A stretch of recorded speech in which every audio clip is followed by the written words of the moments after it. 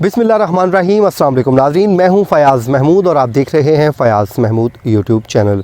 इस वीलॉग में आपके साथ एक नूर मुक़द्दम कत्ल केस के हवाले से बड़ी ही अहम डेवलपमेंट है वो आपके साथ वो शेयर करनी है, और साथ ही साथ एक फ़ैसला आ गया है इस्लामाबाद हाई कोर्ट से, और वो है चाइल्ड पोर्नोग्राफ़ी से मुतालिक। नाज़रीन, बड़ा ही अहम नौइयत का ये फ़ैसला है और ये मैं आप लोगों से कहूँगा कि आप इस वीडियो को ज़रूर सुनिए, क्योंकि इसमें इस्लामाबाद हाई कोर्ट ने कुछ असूल तय कर दिए हैं जो चाइल्ड पोर्नोग्राफ़ी और उसके अलावा जो बच्चों के साथ जिनसी ज़्यादती के जो मुकदमात हैं, जिनसी तशद्दुद के जो मुकदमात हैं, इस हवाले से बड़ी ही अहम जो है ये जजमेंट आई है इस्लामाबाद हाई कोर्ट में, और सज़ा सुना दी गई है एक पुलिस अफसर को।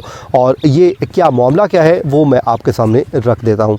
नाज़रीन, इसमें मामला ऐसे है कि एक बच्चा था जिसने अपनी फैमिली को आगाह किया कि एक शख्स उसके साथ जिनसी ज़्यादती करता है और उसकी वो वीडियोज़ भी बना रहा है। उसके घर वालों ने उसको इन्वेस्टिगेट करना शुरू किया, उसको कॉन्फ्रंट किया, तो उसके बाद पता ये चला कि पुलिस को भी इन्वॉल्व कर लिया गया, और उस पुलिस अफसर को, जो इस्लामाबाद पुलिस का बताया जाता है, उस पुलिस अफसर को अरेस्ट कर लिया गया। वो पुलिस एहलकार गिरफ़्तार हो गया, उस पर इन्वेस्टिगेशन हुई और मालूम ये हुआ कि उस शख्स के पास एक बच्चे की नहीं बल्कि कई और दूसरे बच्चों की भी इस तरह की वीडियोज़ हैं। और ना सिर्फ वीडियोज़ हैं बल्कि वो शख्स ख़ुद भी इस वीडियो में नज़र आया और देखा गया। जिसके बाद ये जो मुकदमा दर्ज हुआ, तो इब्तदाई तौर पे इस पे जो दफ़ात लगाई गई वो दफ़ात थी, एक तो जिनसी तशद्दुद की दफ़ात थी, और उसके बाद बच्चे के साथ जिनसी ज़्यादती करने के इल्ज़ामात के तहत ये मुकदमा चलाया गया। लेकिन जब इन्वेस्टिगेशन में और बच्चों की वीडियो सामने आई, तो इसमें फिर चाइल्ड पोर्नोग्राफ़ी की जो दफ़ात हैं उनको भी शामिल कर लिया गया, और इस मुलज़िम का वहाँ पे ट्रायल किया गया। मुकदमा आगे बढ़ता गया और उसमें हुआ ये कि एक बच्चा, जो इसमें जिस बच्चे की शिकायत पे ये पकड़ा गया शख्स, उस बच्चे की शिकायत पे ये केस चल रहा था, तो इसी दौरान एक और बच्चा सामने आ गया। उस बच्चे ने भी आके अदालत के सामने गवाही दे दी कि इस शख्स ने मेरे साथ भी यही किया है।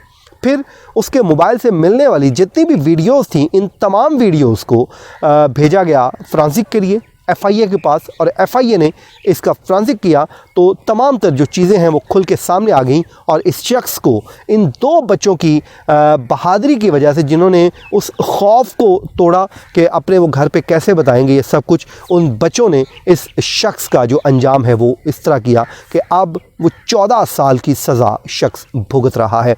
उसने सज़ा के ख़िलाफ़ इस्लामाबाद हाई कोर्ट में रुजू किया, तो इस्लामाबाद हाई कोर्ट ने भी उसकी सज़ा को ना सिर्फ बरकरार रखा है बल्कि इसमें कुछ असूल तय कर दिए हैं। इस्लामाबाद हाई कोर्ट ये कहती है कि जिस बच्चे के साथ ये जुल्म और ज़्यादती होता है, तो कोशिश ये की जाए कि जो कंटेंट है उसको अदालत में रिप्रेजेंट या एग्जिबिट ना किया जाए, या जो फ्रांसिक है उसी के बेस पे ही इस केस को चलाया जाए, क्योंकि जो बच्चा है उसकी जो ज़िंदगी है आगे वाली, उसको महफूज बनाया जाए, उसको सोसाइटी से महफूज बनाया जाए। वो एक ट्रामा का शिकार है, और ये भी कोशिश करें कि इंतहाई ज़रूरी हालात में अगर बच्चे को अदालत में पेश होना है तो उसका और मुल्ज़िम का आमना सामना ना हो। ये बड़ी अहम नौइयत की है। उसके बाद ये शख्स तो क्योंकि वीडियो में दिखाई दे रहा था, इसलिए भी इसको सज़ा होगी। इसने जो डिफेंस लिया, इसने कहा जी मैं क्योंकि पुलिस के साथ काम करता हूँ और मैं मुख्तलिफ ग्रोह जो ड्रग्स डीलर हैं, इसके अलावा दूसरे लोग हैं, सबके ख़िलाफ़ कार्रवाइयाँ करता हूँ, तो इस वजह से मुझे इस झूठे मुकदमे में फंसाने की कोशिश की गई है। ये इसने डिफेंस ले लिया। लेकिन ज़ाहिर है ट्रायल कोर्ट ने जब एविडेंस को देखा, तो एविडेंस के मुताबिक ये शख्स इन्वॉल्व था, तो फिर इसको 14 साल सज़ा का हुक्म सुना दिया गया, कैद की। अब ये कैद भुगत रहा है। तो इस्लामाबाद हाई कोर्ट ने इसमें जो कहा है कि इसमें सज़ा भी बरकरार रखी है और इसमें ये असूल भी वज़ा कर दिया। और एक और चीज़ सामने आई कि अगर ये तो उस शख्स वीडियो में नज़र आ रहा था, जो वीडियोस थी बच्चों की, अब एक और असूल तय ये हो गया है कि अगर किसी शख्स के मोबाइल में बच्चों के साथ जिनसी ज़्यादती या जिनसी तशद्दुद की कोई वीडियो बरामद होती है और वो शख्स उसमें मुलविस नहीं या उसमें वो नहीं भी नज़र आ रहा, तो फिर भी ये काबिल सज़ा जुर्म है। क्योंकि इस्लामाबाद हाई कोर्ट ये कहती है कि इस चीज़ को मेक श्योर किया जाए कि जो उस वीडियो को ना तो आगे फैलाया जाए बल्कि उसका फैलाव किसी तरीके से रोका जाए, ताकि उस मुतासरा बच्चे की जो अगली ज़िंदगी है उसको महफूज किया जा सके। तो नाज़रीन, ये अपनी नौइयत का पहला केस है जिसमें बहुत इंपॉर्टेंट फ़ैसला आया है, और ये आने वाले दिनों में इसका बड़ा इम्पैक्ट होगा, और जिस पुलिस अफसर को सज़ा हुई है यकीनन वो दूसरों के लिए इबरत का निशान बन चुका है।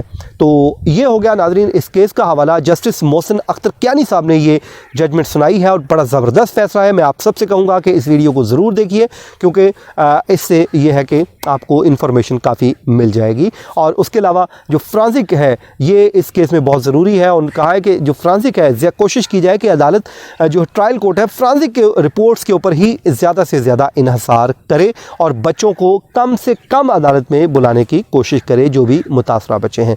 नाज़रीन ये हो गया इस केस का अहवाल। अब आ जाएं नूर मुकद्दम कत्ल केस की बात कर लेते हैं। तो मैं आज ख़बर सुन रहा था जिसमें मैंने कहा कि आपके साथ शेयर करता हूँ। जो पार्लियामानी सेक्रेटरी हैं मलाइका बुखारी, उनकी जानिब से एक अनाउंसमेंट की गई थी और वो अनाउंसमेंट उनके वीडियो पैगाम में आई है। और वीडियो ये आई है कि एक तो उन्होंने ऐलान किया है कि वो उस्मान मिर्ज़ा जो केस है उसमें रियासत उसकी पैरवी करेगी। ऑलरेडी उसमें रियासत मुद्दई है और शायद वो ये कहते हैं शायद वो ख़ुद भी पेश होंगी और इस केस को मंतकी अंजाम तक पहुंचाएंगे। और ये डेवलपमेंट कब आई, जब इसमें वो लड़की और लड़का मुनहरिफ हो गए।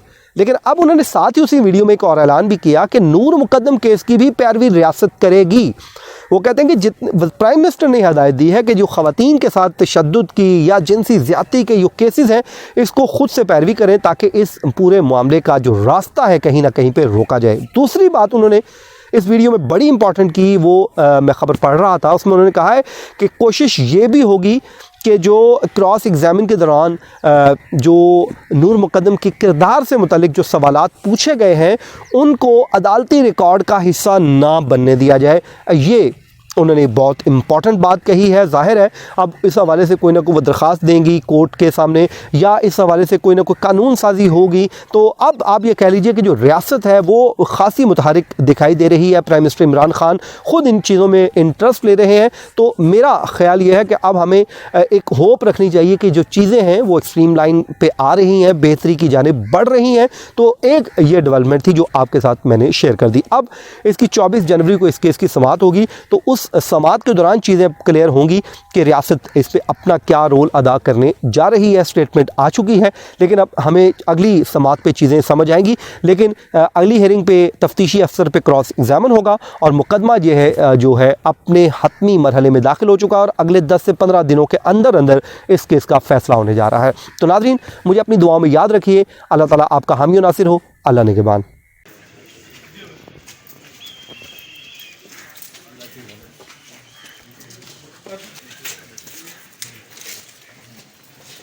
चलो आ जाओ, चलते चले शाबाश।